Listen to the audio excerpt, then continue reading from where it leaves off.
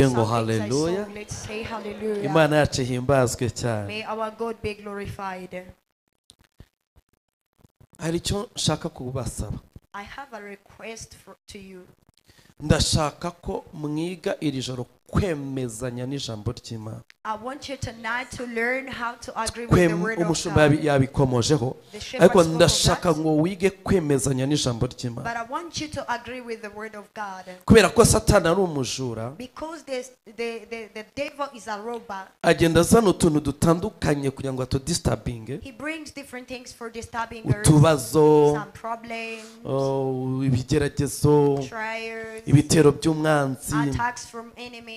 Noneho ijambo ry'Imana ryaza. And when the word of God comes, murabizi ryo ntirihinduka n'ukuri. you know, it doesn't change. Kandi rifite imbaraga z'Imana. And it has the power of Ariko God. ryagera mu buzima bwacu. But when it comes to our lives, Ya puberi ya Satani and turiho. the trash of the devil that's in Ibibazo, ibigeragezo, ingorane n'ibindi twibaza. difficulties and other things we think of, Bigahita byakira rya jambo it ry'Imana. receives the word of God. Mu Gifaransa twakoresha ijambo ry'Ifaransa bigakora dilution, bikarifungura. In French we can use the word to Ibibazo dilute. bigafungura ijambo mu mutima wawe. Problems dilute the word of God in your Uhagaze heart. hano yarivuze ryuzuye imbaraga. He who was standing here spoke it. Bikugezeho aho kugira ngo urifate uwemezanye naryo uko rije. And when it came to you, instead of Hanyuma agreeing with it, ibyo urimo uracamo bikarifungura. and what you come through, what you going Byamara through, dilutes kurifungura, it. And after it diluted, ntirikorere ku rwego rwaryo, it does not work on its ahubwo level, rigakorera ku rwego rwawe. but it works on your level. Niyo mpamvu abantu b'Imana tuzi ibyanditswe byinshi, This is why the people of God, we know ariko a lot of tukagira ibisubizo scriptures, bikeya.